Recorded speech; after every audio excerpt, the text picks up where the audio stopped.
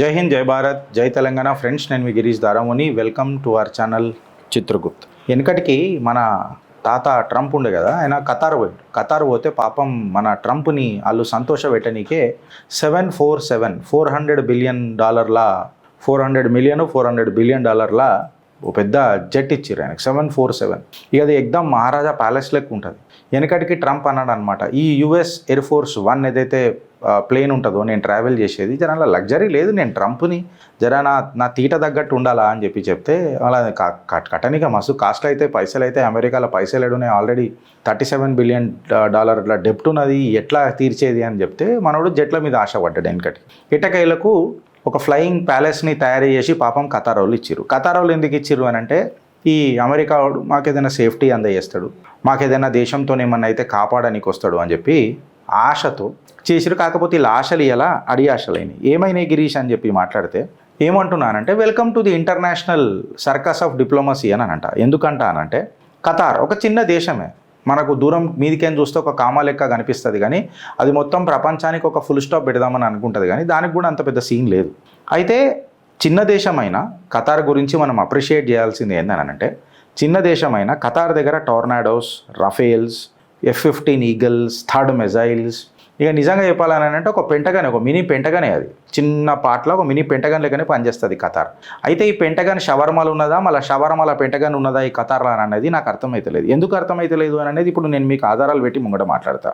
ఇవాళ Qatar Donald ట్రంప్కి ఏదైతే plane ఇచ్చారు కదా అన్న, నేను మీకు ఇక్కడ పెట్టిన ఫ్రెండ్స్, ఇగో ఈ ప్లేను, ఇది మళ్ళీ రిటర్న్ ఇచ్చేసే మాది మాకు చల్ తుచ్ అని చెప్తున్నారు. ఏదంటే కట్న కానుకలు పెట్టినాక పిల్లకి ఏదైనా ఇబ్బంది అయితే మనం అడుగుతాం చూడు, ఇచ్చేసారా భయ్ నాకు మా వస్తువులు మాకు ఇచ్చేసాయనని.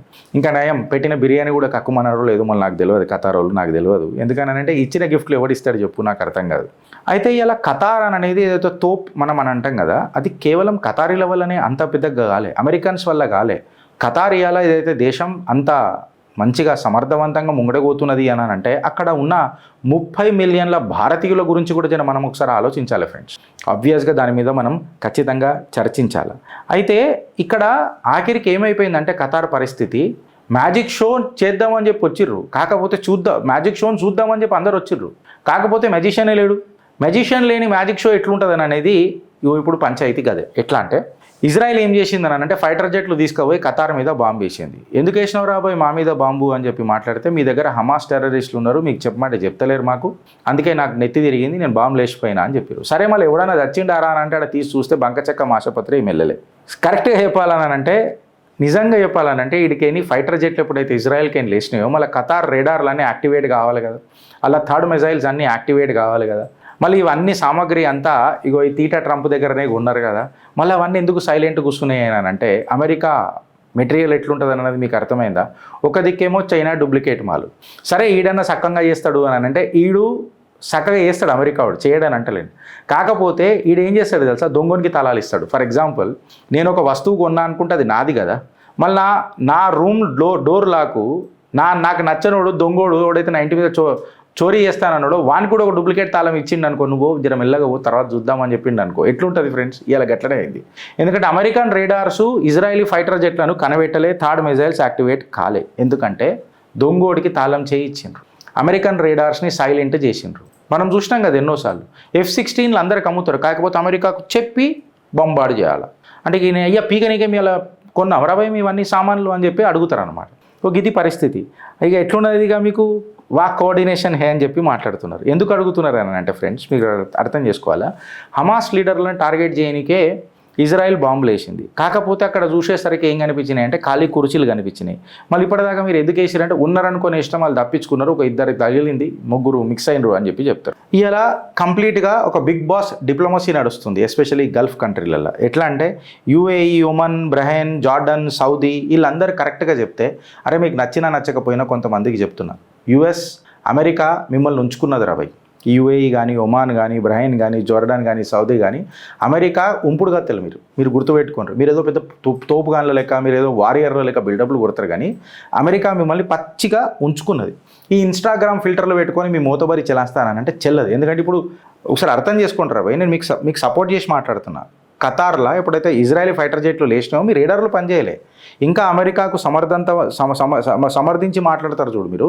ఇది బిగ్ బాస్లో ఆడే డిప్లొమసీ లెక్కనే ఉంటుంది. లాస్ట్కి వచ్చి సల్మాన్ ఖాన్ వాళ్ళందరినీ రోస్ట్ చేసినట్టు. ఇక పాకిస్తాన్ గురించి మనం ఎంత తక్కువ మాట్లాడితే అంత మంచిది ఫ్రెండ్స్. ఇప్పుడు ఏమున్నదనంటే నేపాల్ విషయం కాడికి వస్తే ఫ్రెండ్స్, వాళ్ళ ఆర్మీ క్లియర్ కట్కి ఒక విజన్తో వచ్చేసింది. ఏందనంటే మొత్తం గల్లీలలో మొత్తము కటౌట్లు కనబడుతున్నాయి. పృథ్వీ నారాయణ్ షా, ఇప్పుడు ఎవరైతే అక్కడ రాజు ఉన్నారో పృథ్వీ నారాయణ్ షా కటౌట్లు కనిపిస్తున్నాయి. మన 4K హెచ్డి పెద్ద పెద్ద కటౌట్లు కనబడుతున్నాయి. పాకిస్తాన్ బంగ్లాదేశ్ ట్రాప్లో మేము పడం, మా ధర్మం మాకు కావాలా, మేక్ అమెరికా గ్రేట్ అగైన్ వాడు మాట్లాడితే మేక్ అవర్ ధర్మ గ్రేట్ అగైన్ అని చెప్పి ఇలా నేపాల్ తన స్లోగన్ ఇచ్చుకొని make our monarchy great again అని చెప్పి మాట్లాడుకున్నది. సో ఇవాళ భారత్ శాటిలైట్ల గురించి కూడా నేను మీకు ఒకసారి చెప్పాలి ఫ్రెండ్స్. ఎందుకంటే నేపాల్, ఖతార్, USA ఇవన్నీ మనం మాట్లాడినప్పుడు, అమెరికన్ టెక్నాలజీ గురించి మాట్లాడినప్పుడు, అమెరికా యొక్క రెజిమ్ చేంజ్లు మనం మొన్న మాట్లాడుకున్నప్పుడు ఆబ్వియస్గా భారత్ బలగం గురించి కూడా మాట్లాడుకోవాలి. ఎప్పుడైతే ఇజ్రాయలీ జెట్లు ఇజ్రాయెల్ బేస్ నుంచి లేచినాయో, ఖతార్ వైపు పోతున్నాయో, మన శాటిలైట్లు కనిపెట్టేసినాయి. అంటే జస్ట్ మీరు ఇమాజిన్ చేయండి, ఎక్కడనో అక్కడ దోహాకు పోతున్న ఫైటర్ జెట్ల మీద మన శాటిలైట్ల నిఘా ఉన్నది అని అంటే ఇమాజిన్ చేయండి. పాకిస్తాన్ మీద మన గద్దల నజర్ ఎట్లున్నదో ఒకసారి అర్థం చేసుకోండి. బోలో భారత్ మాతాకి జై అని చెప్పి మాట్లాడతా. ఈ మాట నేను ఎందుకు అంటున్నానంటే ఈ ట్రంప్ ట్వీట్స్ అండ్ తమాషా, ఇలా వాళ్ళు ఇచ్చిన గిఫ్ట్ వీళ్ళు అడుగుతున్నారు, వీళ్ళ గిఫ్ట్ వాళ్ళు అడుగుతున్నారు. మళ్ళీ ట్రంప్ $1.2 బిలియన్ డీలు మేము చేస్తున్నాము అని అంటే ఒక స్టాండప్ కామెడీలా కనబడదా? ఆడు నువ్వు ఇచ్చిన రేడార్లకు పనిచేయకనే ఆడు బాంబు వేసిపా ఇజ్రాయెల్ మంచి చేసిండా చెడు చేసిండా అది పక్కకు పెడితే మీరు ఫస్ట్ ఆఫ్ ఆల్ హమాస్ వాళ్ళకి ఎందుకు దగ్గర పెట్టుకున్నారా బాయ్? ఫస్ట్ ఆ క్వశ్చన్ కూడా వస్తుంది. అంటే మీరు హమాస్కి సపోర్ట్ చేస్తున్నట్టే కదా. మళ్ళీ హమాస్కి సపోర్ట్ చేస్తున్నప్పుడు ఆడు గాలుతుంది కదా, ఆడు గాలినప్పుడు ఆడు వేస్తాడు కదా.